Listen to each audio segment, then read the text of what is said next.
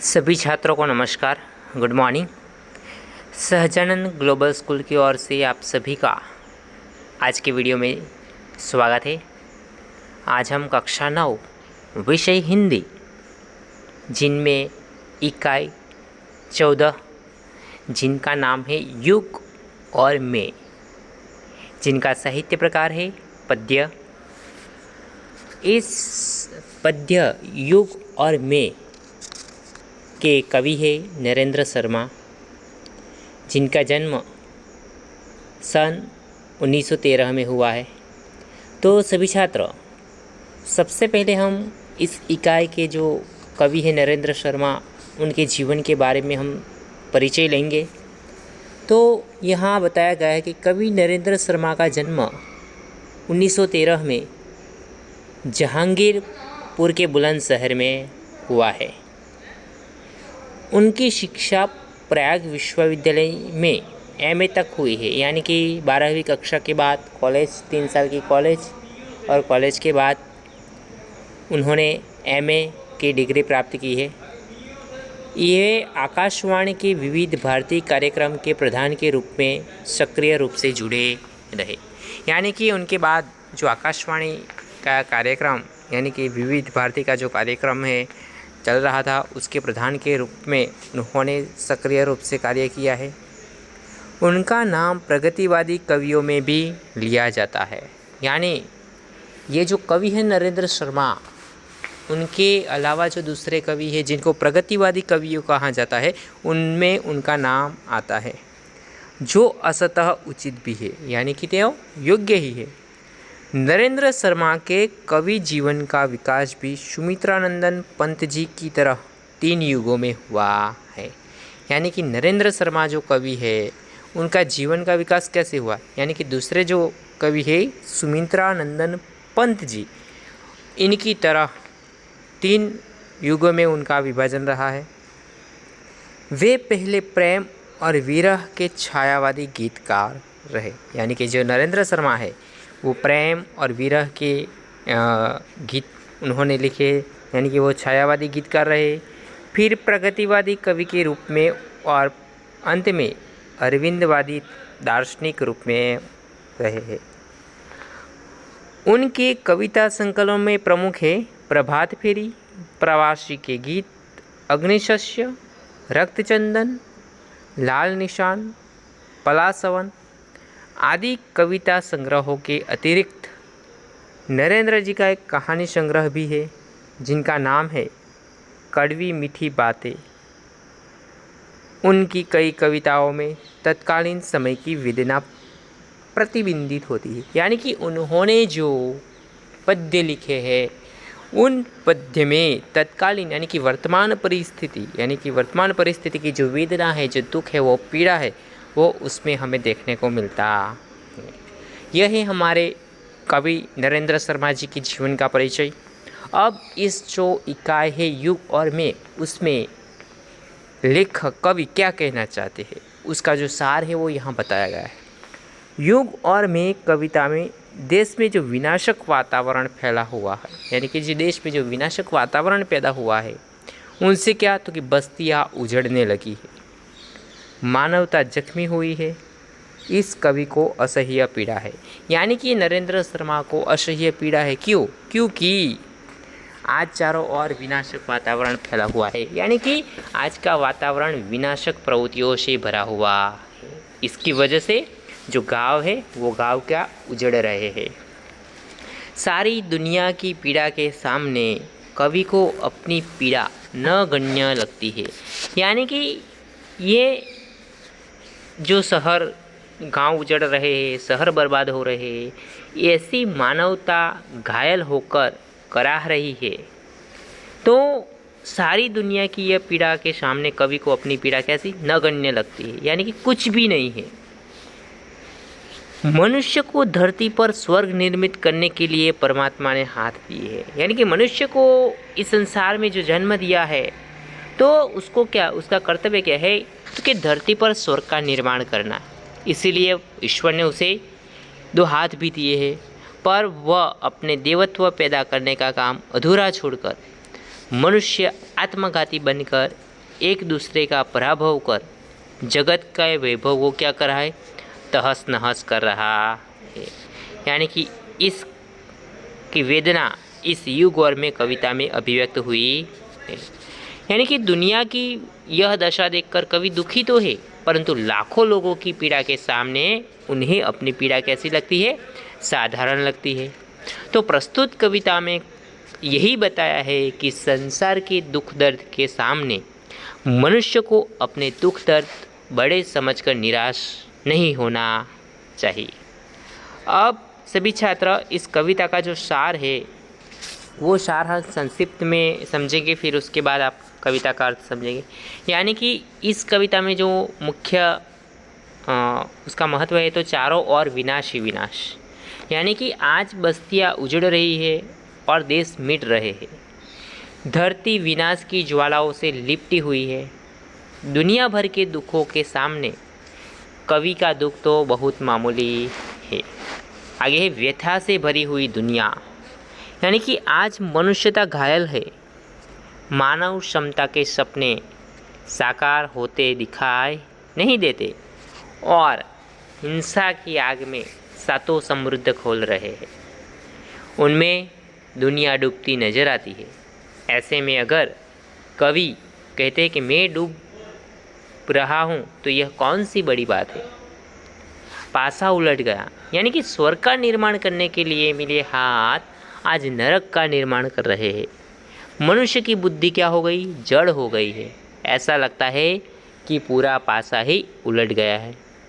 इसलिए जिस मनुष्य को ईश्वर बनना था वह स्वयं को मिटाने में लग गया है। ऐसे में मैं मिट रहा हूँ तो क्या आश्चर्य। तहस नहस हो रहा विश्व, यानी कि आज दुनिया के देश एक दूसरे का विनाश करने में लगे हुए हैं। मनुष्य संसार के वैभव को क्या कर रहा है, नष्ट कर रहा है। इस विश्वव्यापी विनाश के सामने अगर मैं टिक न पाऊँ तो मेरे स्वाभिमान का क्या। तो सभी छात्र अब हम इस कविता का जो अर्थ है वो अर्थ के बारे में समझेंगे। तो सबसे पहले है, उजड़ रही अनगणित बस्तियाँ मन मेरी ही बस्ती क्या, दब्बों से मिट रहे देश तो मेरी ही हस्ती क्या। तो यहाँ बस्ती का अर्थ है गांव और कस्बे। दब्बा का अर्थ है दाग। हस्ती का अर्थ है अस्तित्व। तो अब हम इसका अर्थ समझेंगे इसका, ठीक है। तो कवि कहते हैं कि आज विध्वंस का वातावरण है, यानी कि आज चारों ओर विध्वंस का वातावरण फैला हुआ है। जब असंख्य बस्तियाँ उजड़ रही है तो मेरी बस्ती की तो विषाद ही क्या है, यानी कि उसके आगे मेरी बस्ती तो कुछ नहीं है। दब्बों से मिट रहे देश जब तो मेरी ही हस्ती का, यानी कि जब दब्बों यानी कि दागों की तरह देश मिट रहा है तो मेरा अस्तित्व तो बहुत तुच्छ है, वह मिट जाए तो क्या आश्चर्य। तो यह पहली जो पंक्ति है उसका भावार्थ है। फिर से मैं आपको बताता हूँ। कवि कहते हैं कि आज विध्वंस का वातावरण है, जब असंख्य बस्तियाँ उजड़ रही है तब मेरी बस्ती किस बिसात में है। जब दब्बों यानी कि दागों की तरह देश मिट रहा है तो मेरा अस्तित्व तो बहुत तुच्छ है, वह मिट जाए तो क्या आश्चर्य। सभी छात्रों को समझ में आया होगा। आगे, बरस रहे अंगार गगन से धरती लपेटे उगल रही, निगल रही जब मौत सभी को अपनी ही क्या जाए कही। दुनिया भर की दुख कथा है, मेरी ही क्या करुणा कथा है। अंगार का अर्थ होगा आग के गोले। लपट यानी कि ज्वाला, लपट का अर्थ क्या होगा, ज्वाला। आगे है निगलना यानी कि खा जाना, निगलना यानी कि खा जाना। गाँव का अर्थ होगा जख्म। तो सभी छात्र अब हम इसके अर्थ के बारे में समझेंगे। बरस रहे अंगार गगन से धरती लपेटे उगल रही, यानी कि आज बमों के रूप में आकाश से आग के गोले बरस रहे, यानी कि कई तरह के अणु बम, परमाणु बम बनाए गए हैं, उसकी यहाँ बात की गई है। तो कि आज बमों के रूप में आकाश से आग के गोले बरस रहे, धरती से आग की ज्वालाएं निकल रही, यानी कि धरती लपेटे उगल रही है, यानी कि धरती से आग की ज्वालाएं निकल रही हैं। आगे, निकल रही जब मौत सभी को अपने ही क्या जाएगी, यानी कि जब सभी मौत के मुंह में जा रहे हैं तब मैं अपने बारे में क्या बताऊं। दुनिया भर की दुख कथा है, मेरी ही क्या करुणा कथा है। यानी कि जब सारा संसार दुख से पीड़ित है तो मेरा दुख दर्द किस गिनती में है। तो यह हुआ उसका भावार्थ। एक बार फिर से मैं आपको समझाता हूँ। आज बमों के रूप में आकाश से आग के गोले बरस रहे हैं, धरती से आग की ज्वालाएं निकल रही है, जब सभी मौत के मुंह में जा रहे हैं तब मैं अपने बारे में क्या बताऊं। जब सारा संसार दुख से पीड़ित है तो मेरा दुख दर्द किस गिनती में है। तो सभी छात्र, ये दूसरी पंक्ति क्या भावार्थ है। आगे, जाने कब तक गांव भरेंगे इस घायल मानवता के, जाने कब तक सच्चे होगे सपने सबकी समता के। सब दुनिया पर व्यथा पड़ी है, मेरी ही क्या बड़ी व्यथा है। तो सभी छात्र, यहाँ गांव यानी कि जख्म, समता का अर्थ होगा बराबरी। ओके, तो अब इसका भावार्थ हम समझेंगे। जाने कब तक गांव भरेंगे इस घायल मानवता की, यानी कभी कहना चाहते हैं कि घायल मानवता के घाव कब भरेंगे यह कोई नहीं जानता।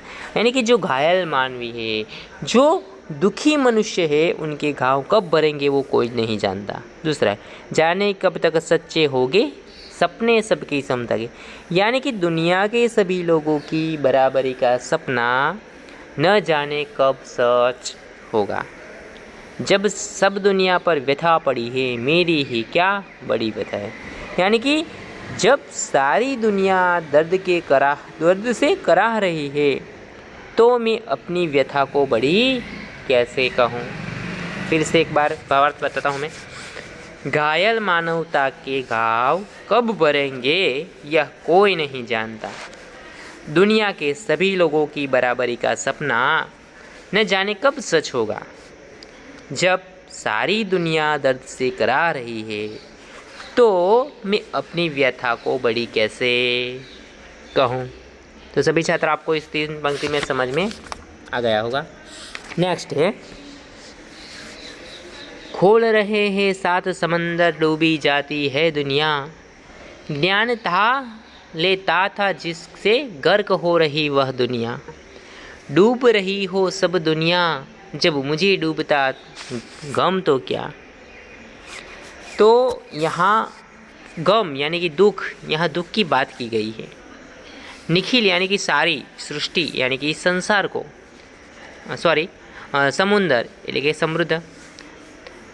तो इसका भावार्थ है, खोल रहे हैं 7 समंदर डूबी जाती है दुनिया, यानी कि हिंसा की आग में 7 समुद्रों का पानी उबल रहा है, यानी कि सारा संसार हिंसा से ग्रस्त है।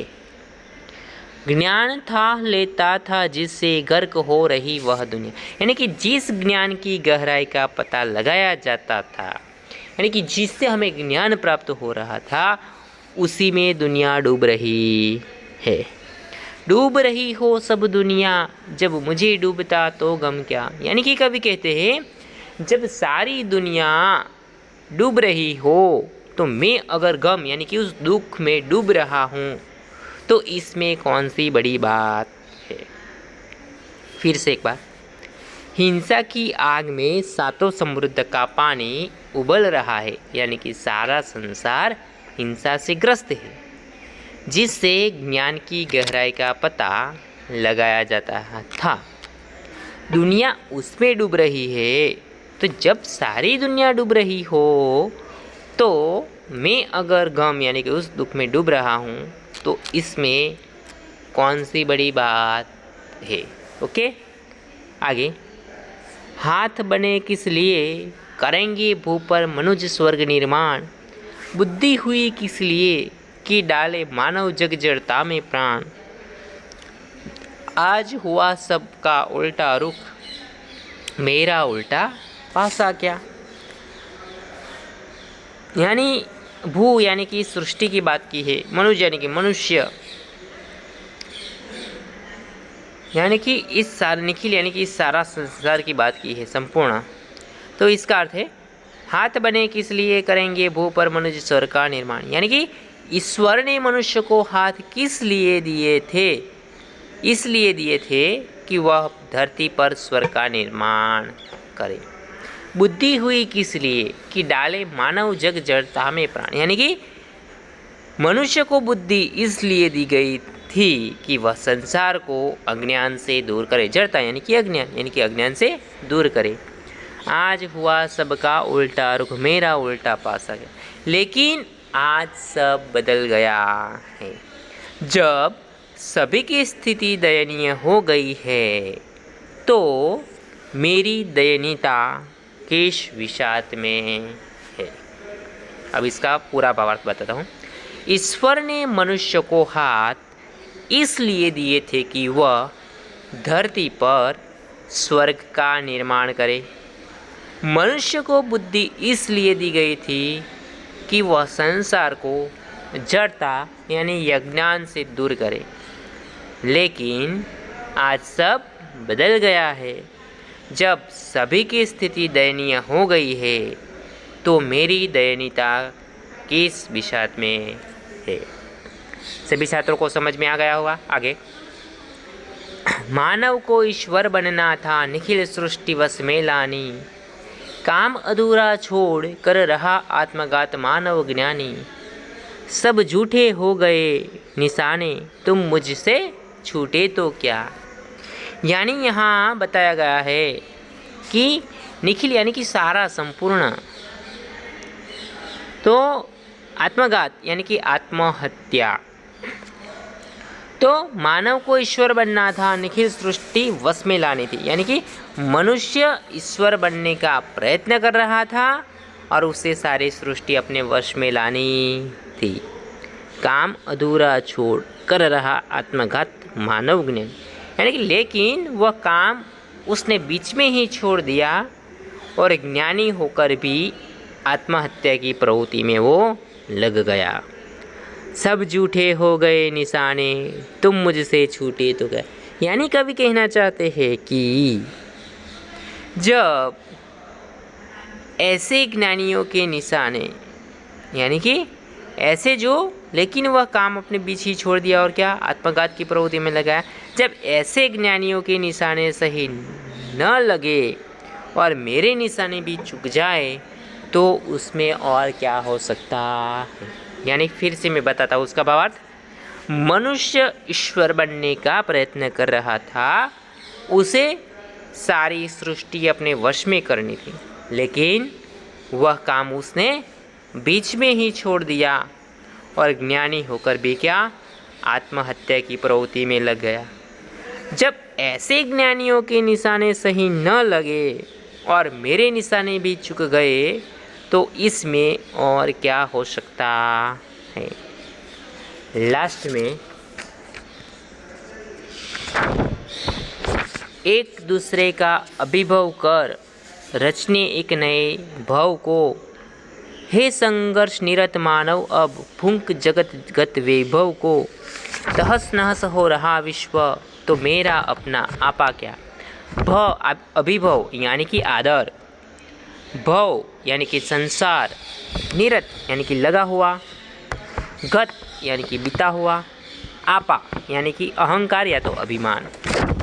तो यहाँ उसका भावार्थ होगा एक दूसरे का अभिभव कर रचने एक नए भव को। यानी कि आज एक दूसरे को कष्ट कर एक नया संसार रचने की होड़ लगी है।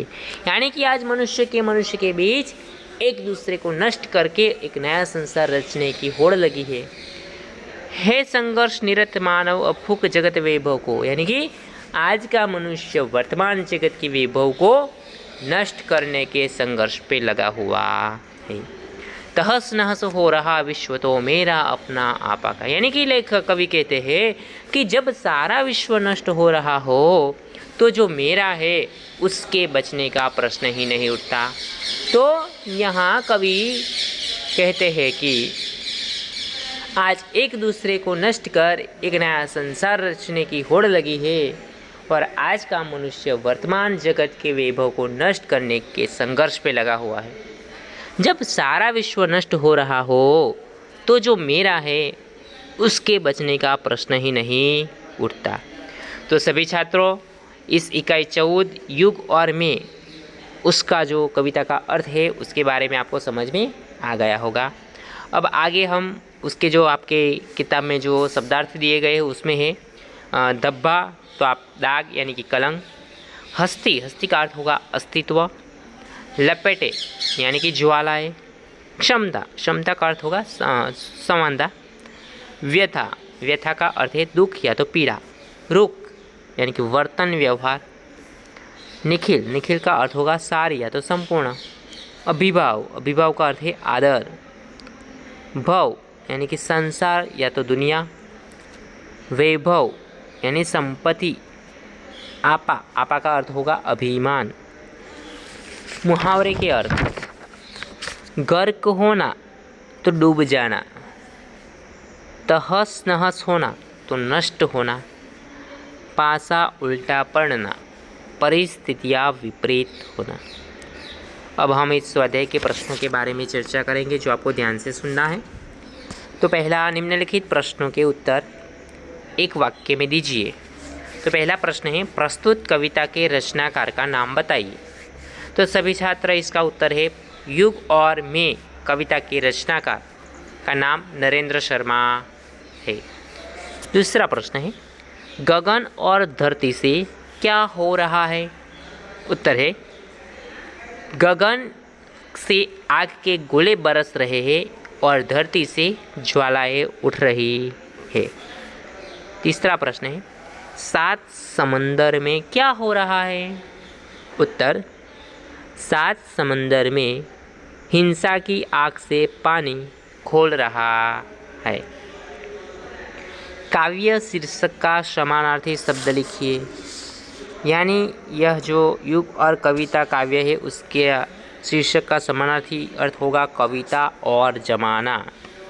आगे प्रश्न नंबर 2, संक्षेप में उत्तर लिखिए। पहला है, बुद्धि और हाथ किस कार्य के लिए है। तो उसका उत्तर है, बुद्धि का कार्य संसार के अज्ञान को दूर करके यहाँ छाई जड़ता मिटाना है। हाथों का काम बुद्धि के मार्गदर्शन में पृथ्वी को स्वर्ग की तरह सुंदर बनाना है। ज्ञान और आगे दूसरा प्रश्न है, ज्ञान और पृथ्वी की कैसी स्थिति हो रही है। तो उत्तर है, ज्ञान अपनी गहराई खो रहा है, पृथ्वी दुख के समृद्ध में डूब रही है।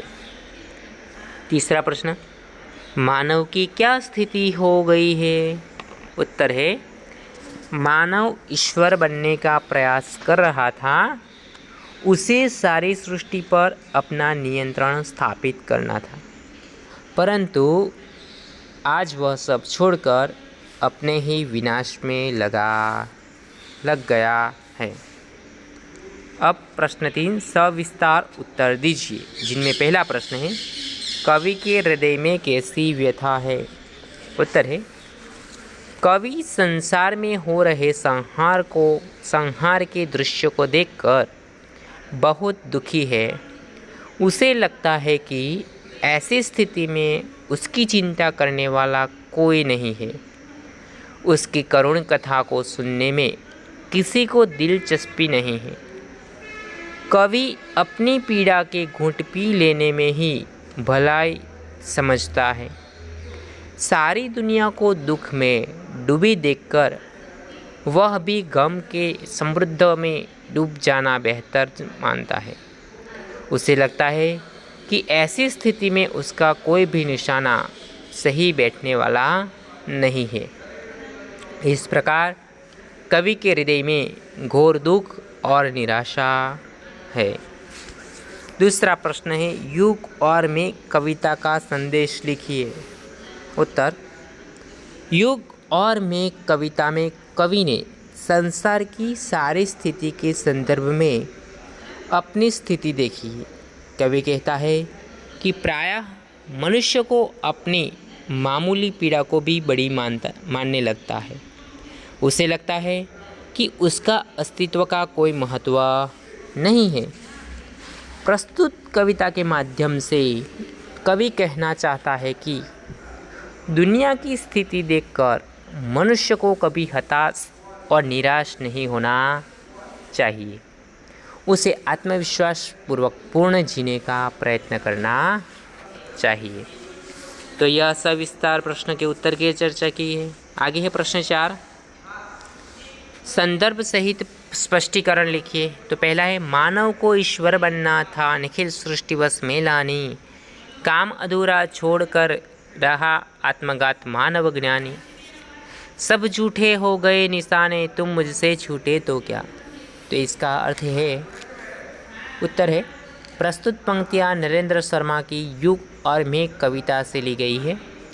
उनमें कवि ने बताया है कि मनुष्य किस तरह अपनी प्रगति की राह से भटककर गुमराह हो गया है।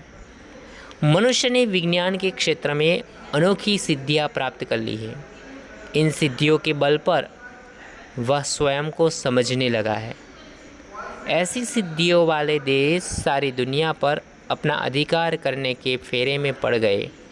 उन्होंने ईश्वर बनने की राह छोड़ दी और अपना ही विनाश करने लगे। कवि कहता है कि जब सबने अपनी राह छोड़ दी तो मैं अगर भटक गया तो उसमें मेरा क्या दोष।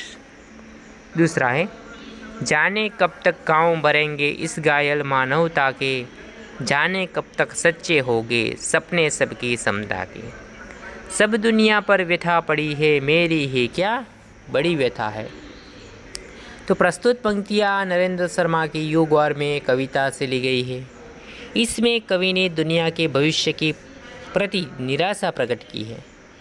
कवि कहते हैं कि वर्तमान में संसार संहार की वृत्तियों में उलझा है, चारों ओर विध्वंस की स्थिति है, एक दूसरे पर प्रभुत्व स्थापित करने की होड़ है। ऐसी दशा में मनुष्य की बराबरी की बातें केवल बातें ही रह जाएगी। जब तक संसार में शांति और भाईचारे की भावना नहीं होगी तब तक मनुष्यता का वातावरण भी नहीं होगा। बिना उसके मानव की क्षमता का आदर्श कभी व्यवहार में नहीं आ सकेगा। कवि कहता है कि जब सारी दुनिया गैर बराबरी की पीड़ा से परेशान है तो मैं अपनी पीड़ा की क्यों चिंता करूं। तो यह है, दो कविता के संदर्भ स्पष्ट किए गए हैं। आगे है विरोधार्थी शब्द है हस्ती। तो हस्ती का विरोधी अर्थ, हस्ती का अर्थ है नास्ती। दूसरा है अंगार, अंगार यानी कि ओला। तीसरा है समुंदर यानी कि पोखर। आगे निम्नलिखित शब्दों के समानार्थी शब्द देकर उनका वाक्य में प्रयोग कीजिए। तो पहला शब्द है अनगिनत, तो उनका समानार्थी शब्द है असंख्य। उनका वाक्य है, आज अनगिनत मनुष्य बेकार है। दूसरा है गगन, तो गगन का अर्थ है आकाश, जिनका वाक्य है, गगन में बादल छाए हुए हैं। तीसरा है दुनिया, यानी कि उसका अर्थ है संसार। वाक्य है, दुनिया बहुत बड़ी है। निखिल, निखिल का अर्थ होगा संपूर्ण। तो निखिल विश्व में कई अजायबियाँ है। तहस नहस यानी कि बर्बाद। दंगे में सारा गांव तहस नहस हो गया। आपा, आपा का अर्थ होगा अभिमान। सुधीर को अपना आपा छोड़ देना चाहिए। अब सभी छात्र, जो 7वां प्रश्न है, ऐसी स्थिति में आप क्या कर सकते हैं।